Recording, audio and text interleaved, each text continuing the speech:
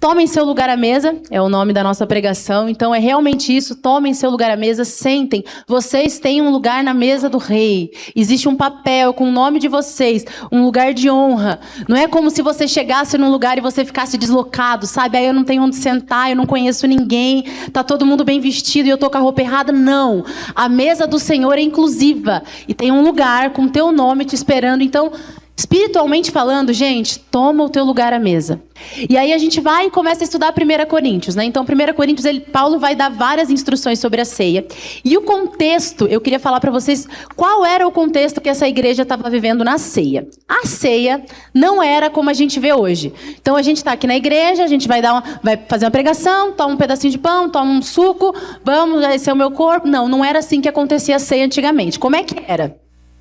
Eles iam nas casas, né? Então as reuniões eram nas casas, é como se fossem vários sermos. Então tinham vários sermos, várias células nas casas.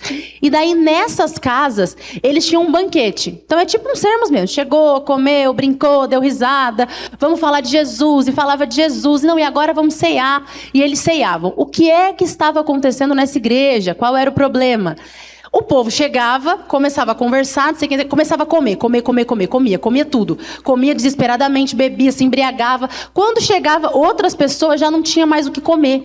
E ninguém se lembrava de fazer ceia. Vamos lembrar de Jesus. Não tinha nada disso. E aí Paulo, ele escreve dizendo assim, quando vocês se reúnem no mesmo lugar, não é a ceia do Senhor que vocês comem. Pois quando vocês comem, cada um toma antecipadamente a sua própria ceia.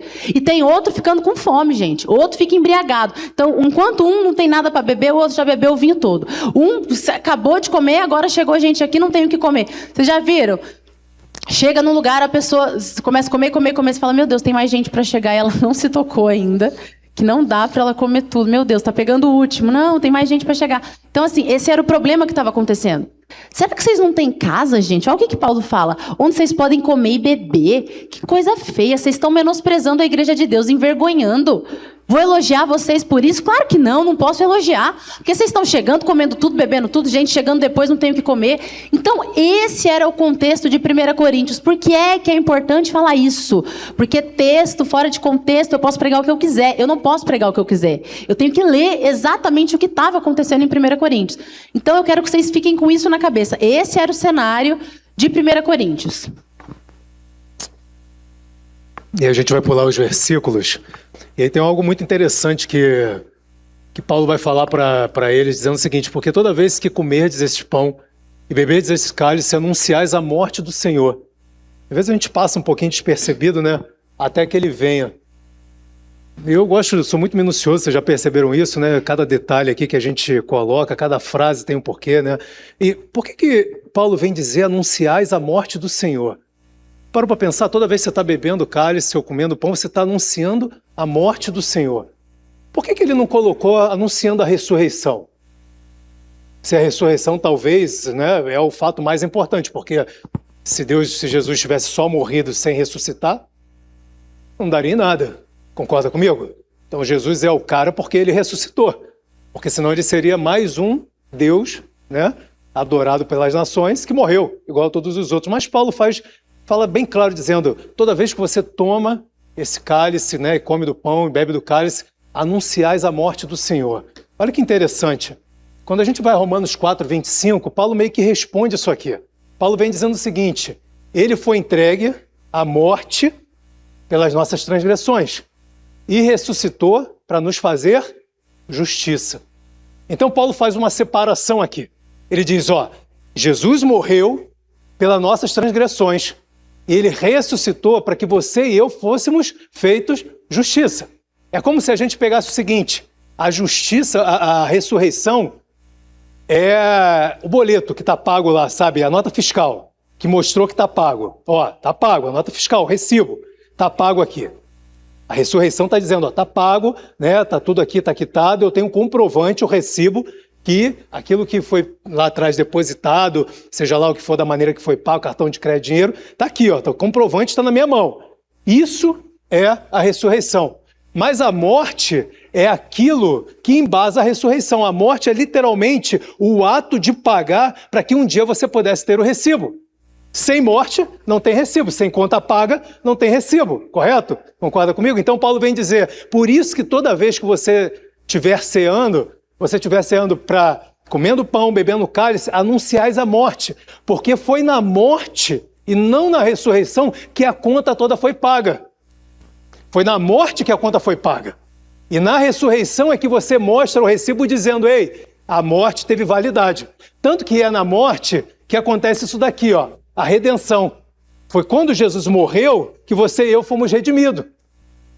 Foi na morte que você e eu fomos libertos. Eu coloquei o versículo ali do lado porque é importante durante a semana você prestar atenção nisso. Na morte, então, você foi redimido. Na morte, então, você foi liberto. Na morte, houve reconciliação com Deus. Foi na morte, quando ele morreu, que você foi reconciliado com Deus.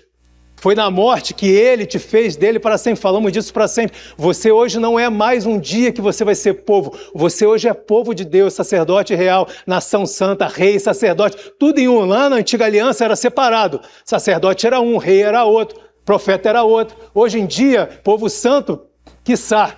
Hoje em dia, tudo em Cristo é um combo. Você é nele, é santo, é puro, é perdoado, é amado, é sacerdote. Você é liberto, você é salvo. Isso está um combo em Cristo. E isso foi conquistado na morte. Isso foi conquistado na morte. Efésios 1, de 13 a 17 diz, dele também vocês, depois que ouviram a palavra da verdade, o evangelho da salvação, ou seja, a graça, quando a gente vai entender que é a palavra da verdade, o evangelho da salvação, ele está falando da graça de Deus, não existe um outro evangelho. É engraçado que a gente encontra alguns críticos nossos, né? Tem uns que acham que a gente é um demônio, juro para você, que a Bruna e eu somos um demônio, juro para você. Endemonizam, a gente fala assim, cara, vocês vão lá naquele local que prega o evangelho da graça, aí tem que voltar e perguntar para ele, mas que outro evangelho tem? Qual é o outro evangelho que tem? Paulo diz o seguinte, se um anjo vier aparecer e falar para você que está pregando coisa diferente, seja maldito, porque só existe um evangelho, que é a graça. Não existe dois evangelhos. Sabia disso? Não existe dois evangelhos. Ah, como se fosse a graça. Não, aqui eu prego a graça e ali prego... Meu filho, é a graça. Jesus Cristo, Tito 2,11, vem falar que ele vem se manifestar em carne, a graça vem se manifestar em carne. Tito vem dizer isso em revelação, Paulo vem dizer isso a Tito, em revelação pelo Espírito Santo. Não existe dois evangelhos, é a graça e ponto final. Amém?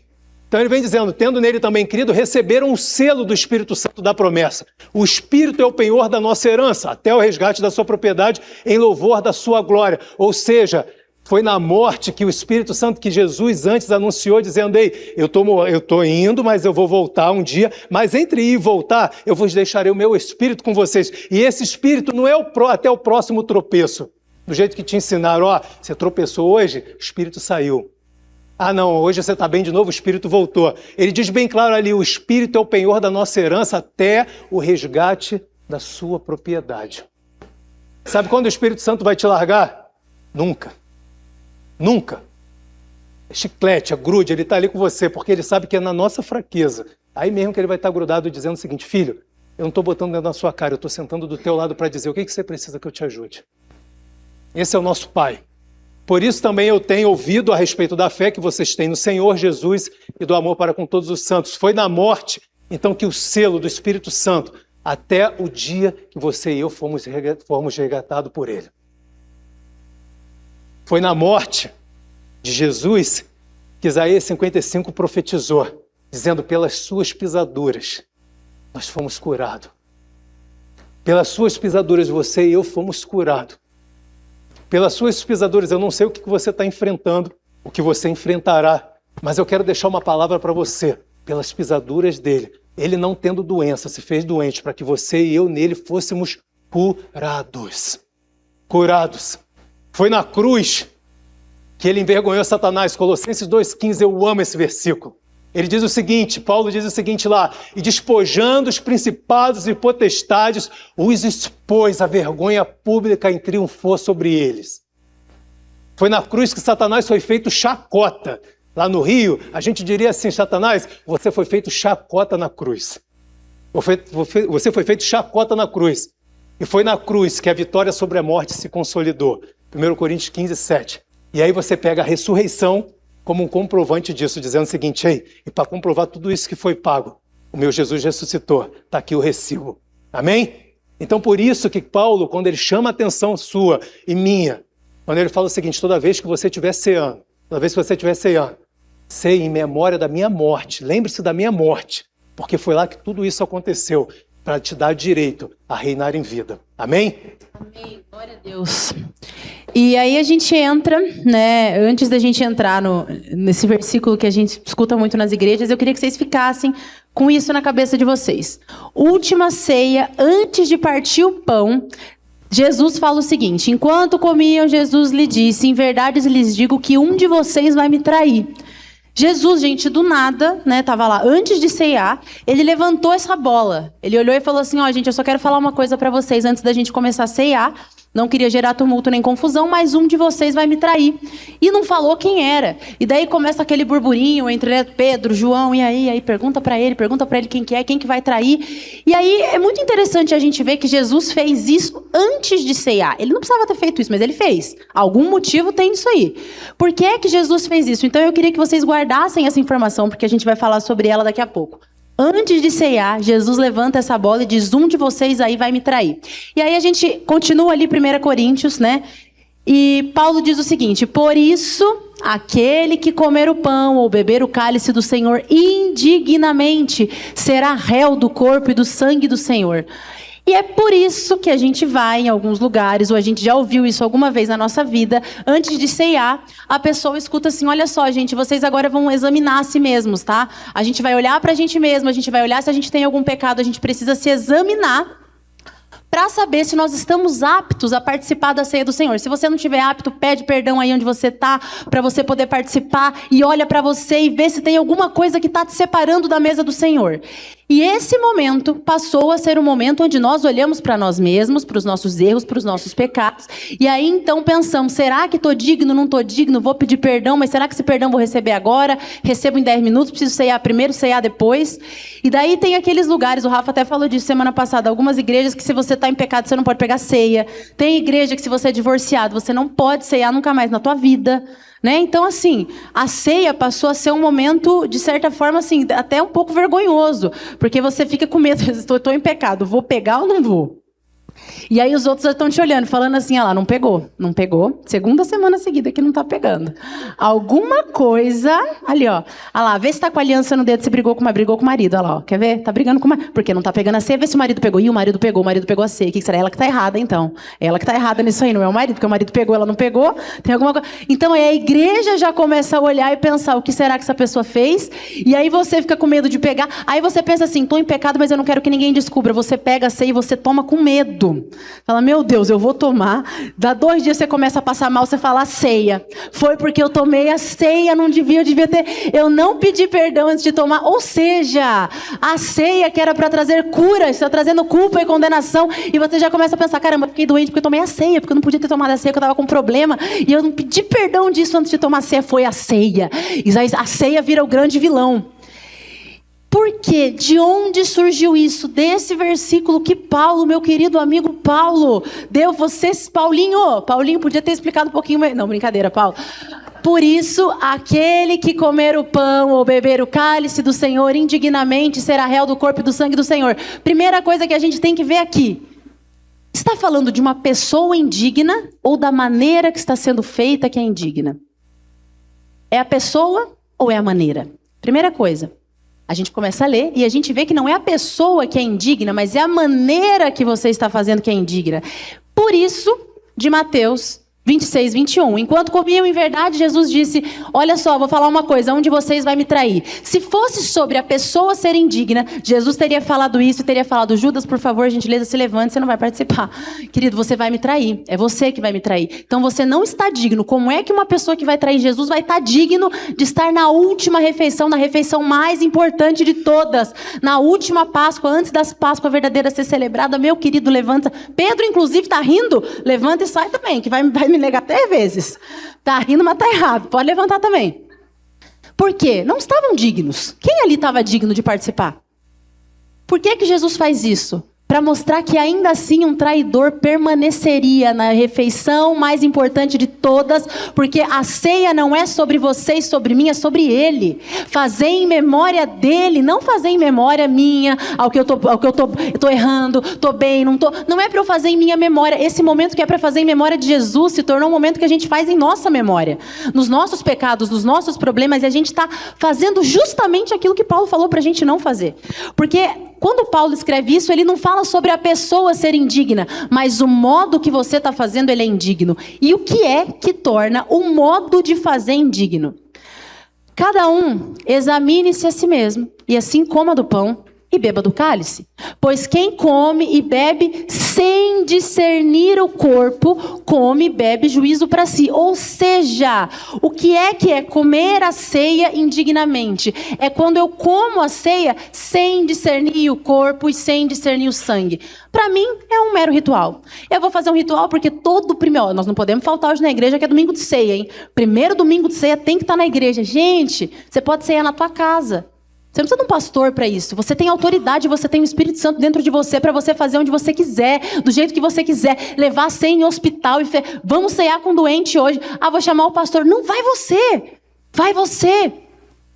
Então, o que isso está querendo dizer? O que Paulo está querendo dizer? Quando é que eu faço isso de maneira indigna? Quando eu não me lembro e eu não faço em memória do que Jesus fez. Que era exatamente o que estava acontecendo com essa igreja. Eles chegavam, lembra que eu contei para vocês? Chegavam, sentavam, comiam, bebiam, acabavam com a comida, não pensavam no outro que estava chegando, não lembravam de falar de Jesus. E aí Paulo está falando, gente, vocês estão fazendo, não é que vocês estão indignos, vocês estão fazendo isso de maneira indigna, porque vocês se esqueceram de Jesus, vocês não estão pensando nele. E aí para pensar comigo, toda vez que eu chego aqui e eu falo assim, agora esse é o momento da ceia, e você precisa olhar para você mesmo, para os teus pecados e para aquilo que você fez, para se examinar e ver se você está digno. Eu estou justamente te fazendo tomar a ceia indignamente. Porque você está discernindo o corpo? Não, você está discernindo você mesmo. Você está olhando para você mesmo, ao invés de olhar para o corpo e pensar, peraí, deixa eu entender o que Jesus fez. Pelas pisaduras de Jesus eu fui completamente curado. No corpo dele, no amor dele por mim, ele levou todas as minhas dores. E se hoje eu estou sentindo uma dor, eu estou com uma enfermidade, eu estou crendo e olhando para aquela cruz e pensando, Jesus já levou essa dor. E quando eu como do corpo de Jesus, eu estou comendo da saúde plena, da plenitude do que ele tem por mim. Caramba, discernir o corpo. Agora eu vou discernir o vinho, vou discernir o suco. Isso aqui é para o perdão dos meus pecados. Eu estou plenamente perdoada. Obrigada, Jesus. Porque nenhuma condenação há para os que estão em Cristo Jesus.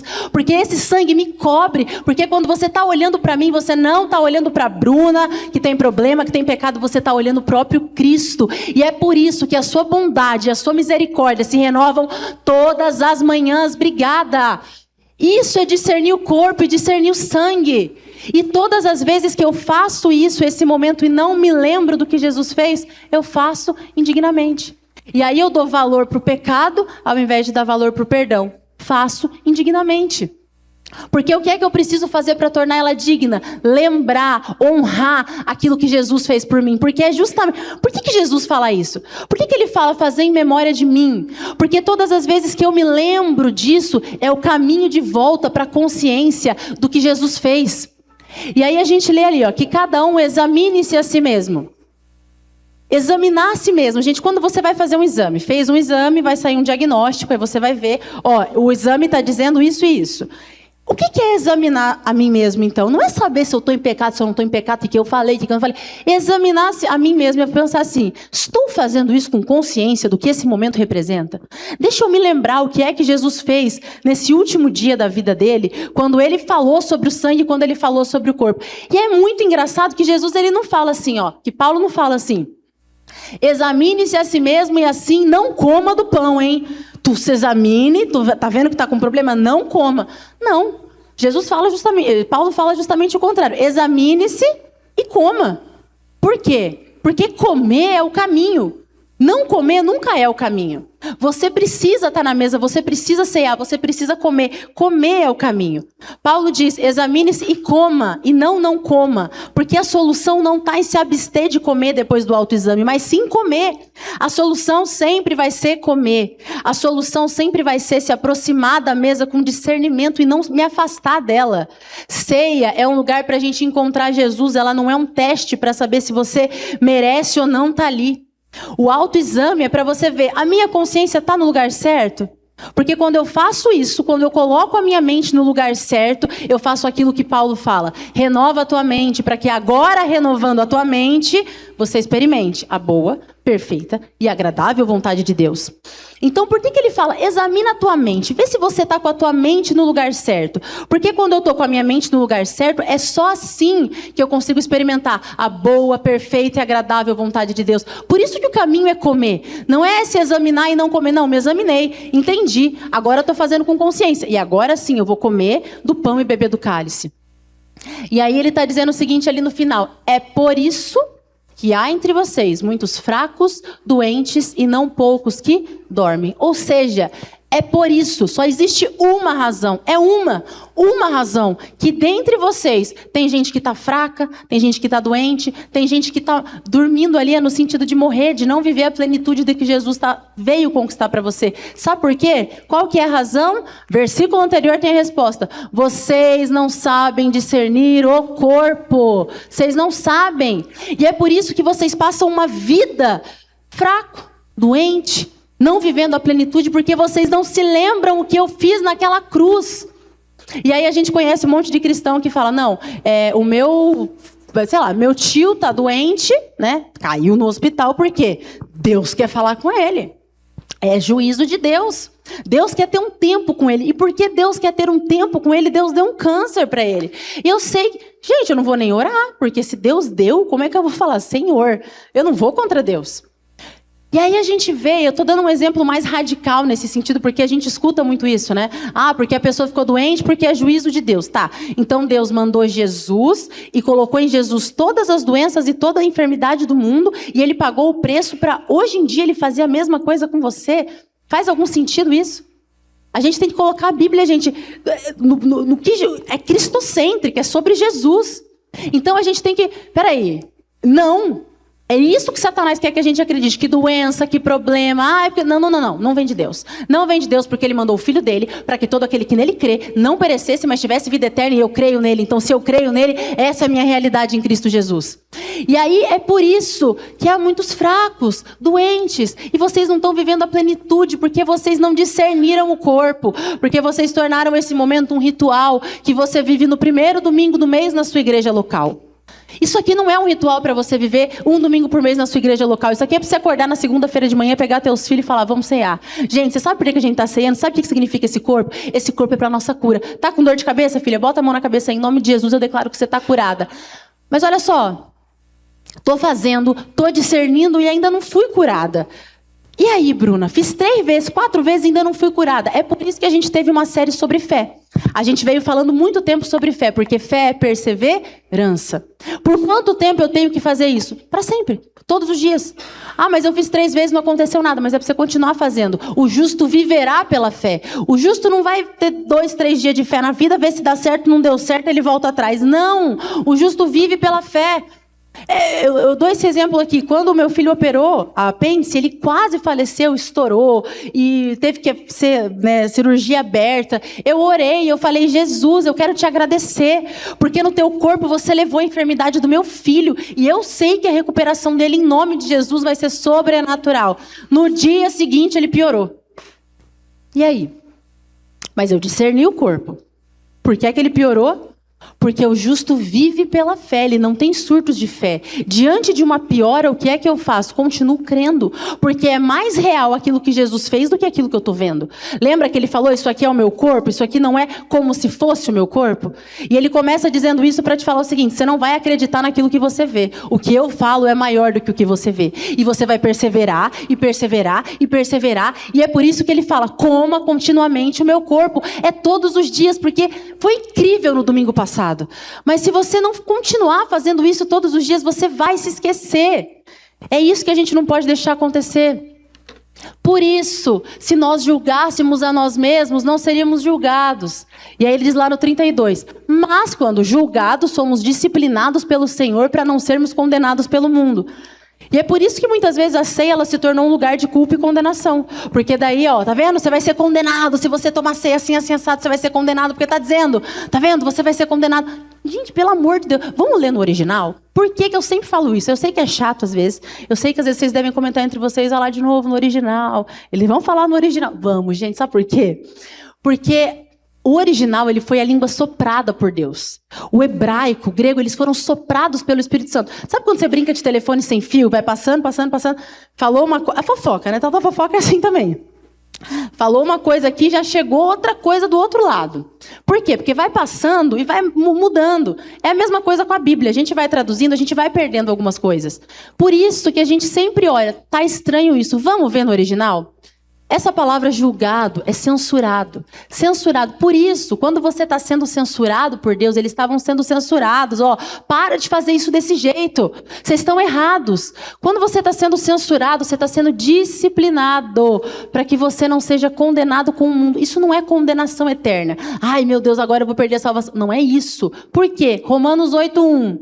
Vamos ler a Bíblia como um todo. Agora, pois, já não existe nenhuma condenação para os que estão em Cristo Jesus. Não tem condenação sobre aqueles que estão em Cristo Jesus. Não tem juízo sobre a minha vida e sobre a tua vida. O que é que Paulo estava querendo dizer aqui? Para que você não viva como o mundo vive. O mundo vive pelo que ele vê. Se está tudo ruim, está tudo ruim. E eles vão entrar em depressão e vai acabar. E o mundo deles vai acabar. Então, você que não sabe discernir o corpo e o sangue, você está condenado a viver como o mundo vive. Sabe? Um cristão que está 20, 30 anos dentro da igreja e ainda vive pelo que vê. E ainda a primeira vez que quando você recebe uma notícia ruim, o teu primeiro pensamento é: meu Deus, acabou minha vida. Meu Deus, o que eu vou fazer? Ao invés de ser: caramba, essa é uma oportunidade de Deus fazer um milagre. Isso é libertador em ter Jesus, gente. É libertador. Eu não sou condenada como o mundo está. O mundo está condenado a viver pelo que ele vê. Mas eu fui liberta para viver pela fé. Para que quando alguma coisa ruim acontecesse na minha vida, eu saiba: essa aqui é uma oportunidade de Deus manifestar o poder dele. E isso me enche de ânimo, isso me enche de força. Tudo começa como? Discernindo o corpo e o sangue. Olha a importância de discernir o corpo e o sangue. Assim, meus irmãos, e aí ele termina explicando todo o versículo. Quando vocês se reunirem para comer, vamos esperar um pelos outros, né? Se alguém está com fome, come em casa, já vem com barriga cheia, para que quando vocês se reúnam, vocês não se reúnam para juízo. Porque daí eu vou ter que vir aqui de novo, vou ter que censurar vocês. Então é sobre isso. Não é sobre a pessoa ser indigna. É sobre a maneira como está sendo executada ser indigna. Todas as vezes que você faz sem discernir o corpo, sem discernir o sangue, você está fazendo de maneira indigna. E eu queria finalizar dizendo uma coisa para vocês. Quando Jesus, ele diz na cruz assim: Deus meu, por que me desamparaste? Eu estava esses dias conversando com a minha avó, ela veio assim para mim: olha, eu vou te falar, me deu até uma raivinha de Deus, porque como que Deus abandona Jesus, né?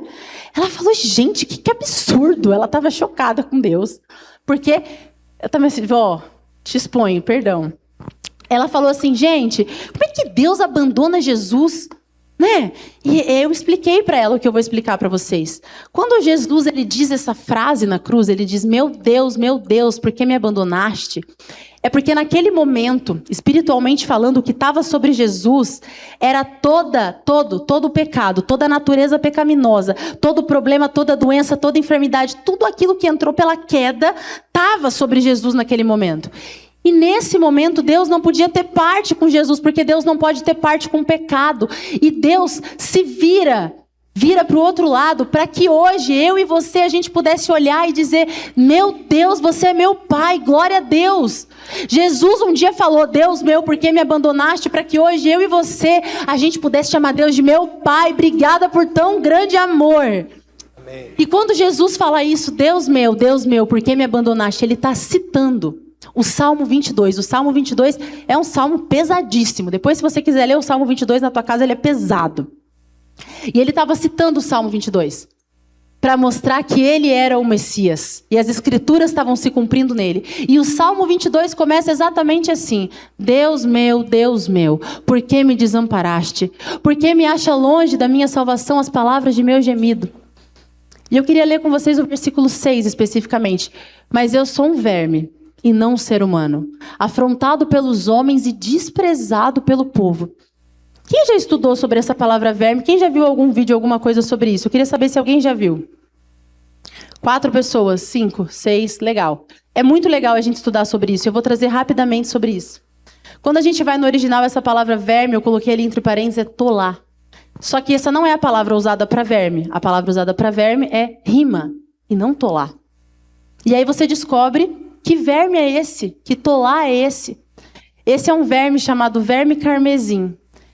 O que é que Jesus queria que a gente soubesse sobre esse verme? Esse verme, ele é um verme que ele coloca, ele dá luz, a fêmea dele dá luz uma vez na vida, e para ela dar luz, ela precisa subir numa árvore, madeira. Ela precisa se acoplar nessa árvore, e quando ela se acopla, ela faz isso de maneira definitiva. Ela vai passar o resto da vida dela natural inteira ali naquela posição. E quando ela pressiona o corpo dela contra a madeira, ela forma uma casca protetora. E embaixo dessa casca protetora, os filhos dela podem nascer. E aí os filhos dela nascem e acontece um fenômeno. Os filhos dela se alimentam do próprio corpo vivo dela, durante os próximos 3 dias, para que eles vivam. E eles comem, eles literalmente comem. Vocês lembram do que eu falei semana passada? O pecado, o problema, a doença entrou porque um dia Adão comeu. Algo muito simples. E aí Jesus vem e ressignifica isso. E agora a doença e a cura vai entrar através do mesmo ato, o ato de comer. Por isso não se engane pela simplicidade da ceia. E aí durante 3 dias os filhos eles se alimentam do corpo da mãe. E aí a mãe, depois de 3 dias, ela dá vida pelos filhos. É um amor sacrificial. E depois de 3 dias, ela solta um líquido vermelho e mancha aquela madeira com líquido vermelho. Por isso que ela é chamada verme carmesim. Era isso que Jesus queria que a gente soubesse quando ele colocou essa palavra ali. Quando ele cita, Deus meu, por que me desamparaste? Eu não sou um homem. Eu sou esse que nasceu com o propósito de morrer por você. Para que você pudesse nascer. Para que você pudesse ter um novo nascimento. E falar, Deus, você é meu pai, você me ama. Eu vou ter que me entregar. E eu vou fazer isso porque eu te amo. E é porque isso aconteceu que a gente pode ler o versículo e o capítulo 23. Já prestaram atenção? O Salmo 23 vem exatamente depois desse Salmo, do 22. O Senhor é o meu pastor e nada me faltará. Porque Jesus se entregou, porque Jesus disse, Deus meu, por que me desamparaste? E se separou de Deus e levou sobre ele todas as minhas dores. É por isso que hoje eu posso orar o Salmo 23.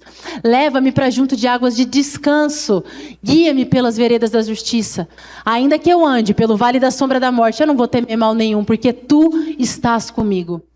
Preparas uma mesa na presença dos meus adversários. Preparas-me uma mesa, um lugar de comer. A gente vai fazer isso hoje, a gente vai comer.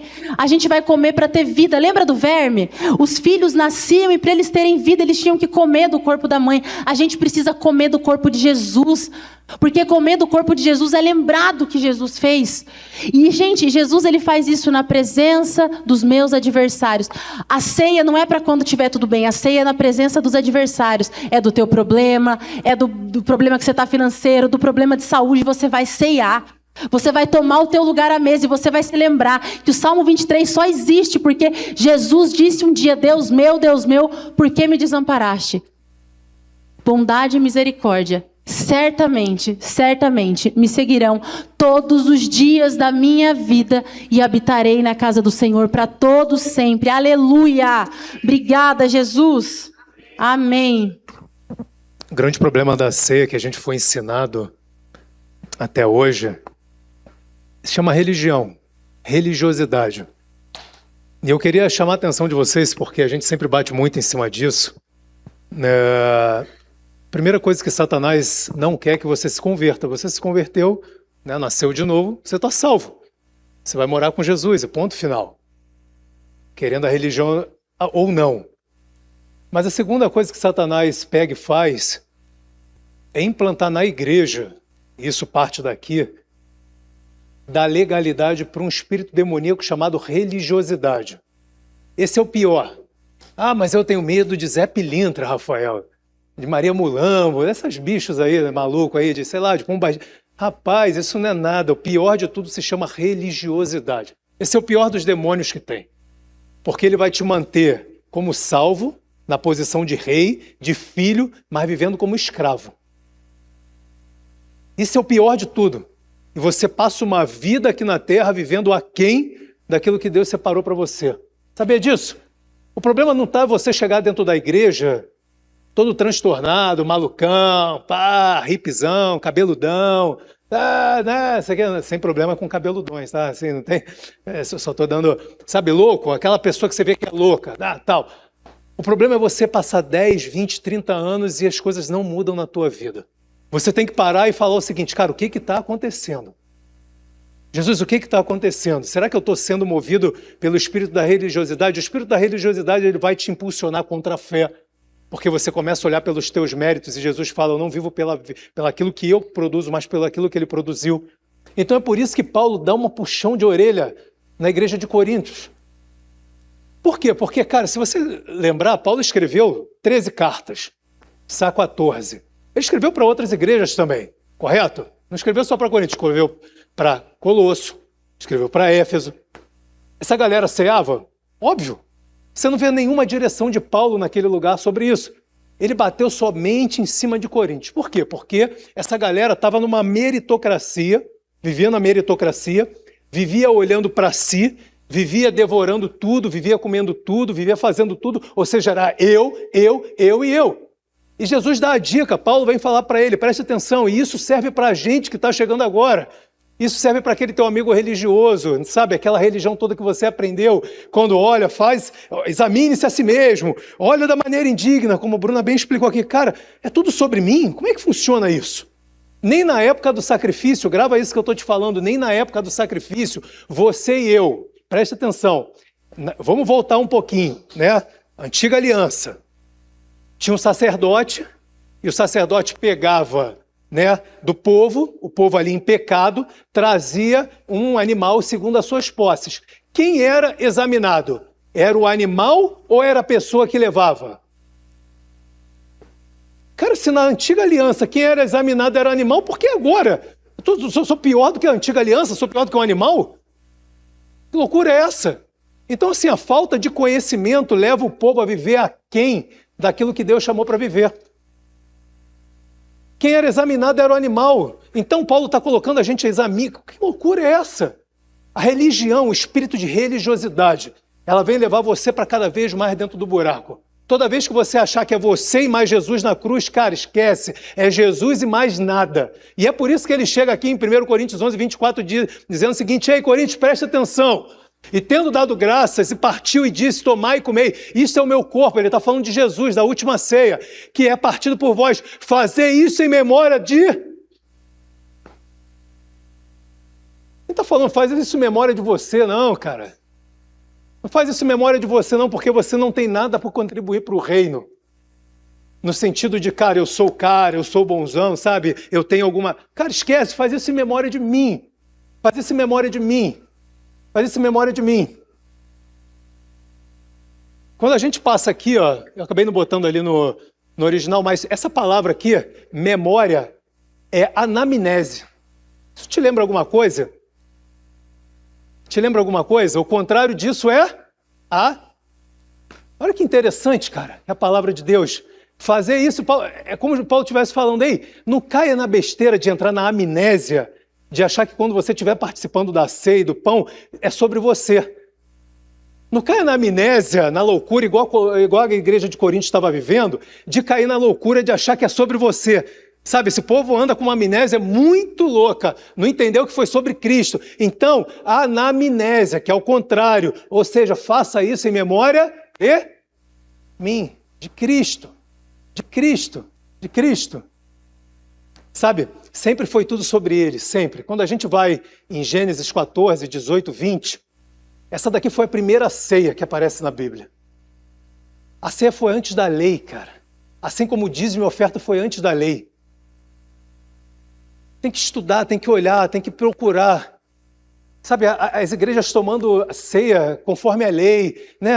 Aqui, ó, olha aí, eu citei semana passada, né? Eu fui criado, enfim, numa igreja muito conhecida, E a gente brincava, a gente olhava às vezes um músico lá em cima pegando, não pegava, né? A gente tinha muita intimidade, né? Então pegava assim. Aí eu chegava já, né? Eu era ardiloso, cara. Chegava assim e falava assim: o pai não pegou a ceia, né, irmão? Né, varão? Não, vou participar no culto da noite. Ele respondia assim: vou participar no culto da noite. Eu falei: tá tudo bem, então, no culto da manhã não, né? Então, assim, era um julgamento muito louco que a gente vivia. A galera sabe o que eu estou falando aqui. Até hoje isso acontece, infelizmente. Só que trazendo a ceia para a lei, mas a ceia, assim como o dízimo e a oferta, isso foi antes, cara. Melquisedeque, vocês já aprenderam aqui, a gente já falou, isso é uma figura que aponta para Cristo. Amém? Olha o que aconteceu aqui. Melquisedeque, rei de Salém, trouxe pão e vinho. Ele trouxe pão e vinho. E este era o sacerdote do Deus Altíssimo. E abençoou e disse: bendito seja Abraão, do Deus Altíssimo, possuidor dos céus e da terra. E bendito seja o Deus Altíssimo que entregou os seus inimigos às mãos. E aí Abraão deu o dízimo de tudo. Sempre foi sobre Cristo. Sempre foi sobre Ele. Então, quando você e eu estivermos ceando, quando você e eu estivermos fazendo qualquer coisa, a gente tem que lembrar que é para Ele. E aí, quando você entende que é para Ele, que não é nada sobre você, o escritor de Hebreus vem dizer o seguinte: cara, isso aqui para mim é fantástico. E eu queria te lembrar que você, hoje, você pode ter livre acesso ao teu Pai, a Jesus. Você pode contar para Ele todas as coisas. Hebreus 4, de 15 a 16, diz o seguinte: pois não temos um sacerdote, ele está falando de Jesus, que não possa compadecer-se das nossas fraquezas, mas sim alguém que, como nós, passou por todo tipo de tentação e pecado. Cara, Jesus, Ele sabe o que você está sofrendo, cara. Sabe essa dor? Pai, eu não tenho namorada. Sabe essa dor às vezes que você... Pai, eu não tenho namorado. Pai, eu quero casar. Sei lá, pai, eu preciso de uma cura. Preciso de uma porta de emprego. Não vou contar isso para Jesus, cara, estou vendo um monte de gente assim, né? Vai na festa junina, né? Festa junina dos jovens aí, ó. Então, assim, cara, você não tem um cara, Jesus não está do teu lado, não é um cara qualquer que não passou problemas e tribulações. Ele entende o que você está passando, cada dor, então por isso que ele quer intimidade sua.